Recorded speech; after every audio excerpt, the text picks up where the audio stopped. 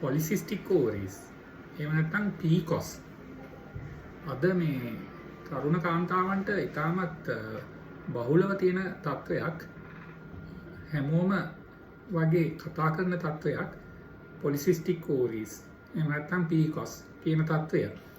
මම හිතන්නේ අද මේ තරුණ කාන්තාවන් ඉතාමත්ම වැදගත් මේ මොකද්ද මේ PCOS එහෙම නැත්නම් පොලිසිස්ටික් ඕවරීස් කියලා කියන්නේ කියන තත්වය අඳුනගන්න එක.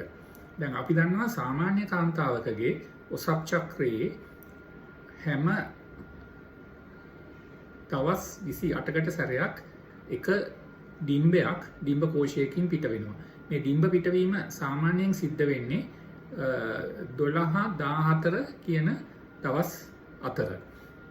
දැන් පොලිසිස්ටික් ඕවරීස් තියෙන කාන්තාවකගේ ඇතිවෙන ප්‍රධානම අසාමාන්‍යතාවය තමයි මේ විදිහට ක්‍රමානුකූලව ඩිම්බයක් වර්ධනය වෙලා මෝරලා 12, 13, 14 කියන දවස්වලදී ඒක පිට වෙන්නේ නැතුව යනවා. පිට වෙන්නේ නැතුව ගිහිල්ලා මේක දිගටම ඩිම්බ කෝෂය ඇතුලේ රැඳිලා තිබිලා ඒකෙන් නිකන් පොඩි වතුර බිබිලි වගේ ඩිම්බ කෝෂය ඇතුලේ හැදෙනවා.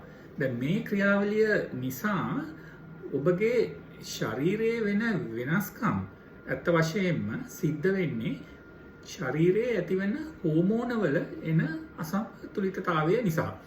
මේක ක්‍රමානුකූලව මේ ඩිම්බ මෝෂණය වෙන්නේ නැති වුණාම ඇඟේ හෝමෝන දෙකක් තියෙනවා. මේ ඊස්ට්‍රජන්, ප්‍රොජෙස්ටරෝන් සහ තවත් හෝමෝනයක් ටෙස්ටෙස්ටරෝන් කියන හෝමෝන් එක. මේ හෝමෝන්ස් දෙක තුනම ඩිම්බ කෝෂ වලින් පිට වෙනවා. මේ හෝමෝන්ස් වල ක්‍රියාකාරීත්වයෙන් තමයි ඔසප් චක්‍රය නියමාකාරව ක්‍රමානුකූලව සිද්ධ වෙන්නේ.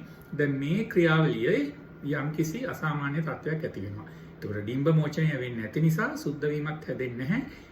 සමහර වෙලාවට ඩිම්බ මෝචනය වෙන්නේ මාස 3කට සැරයක් එහෙම නැත්නම් 4කට සැරයක්. එතකොට සුද්ධ වීමත් මාස 3-4ක් නැතෝ යනවා. ඒකත් එක්කම මේ ඇඟේ මේ තියෙන ටෙස්ටෙස්ටරෝන් කියන පිරිමි හෝමෝන් එකක් යම්කිසි වැඩිවීමක් ඇති වෙනවා.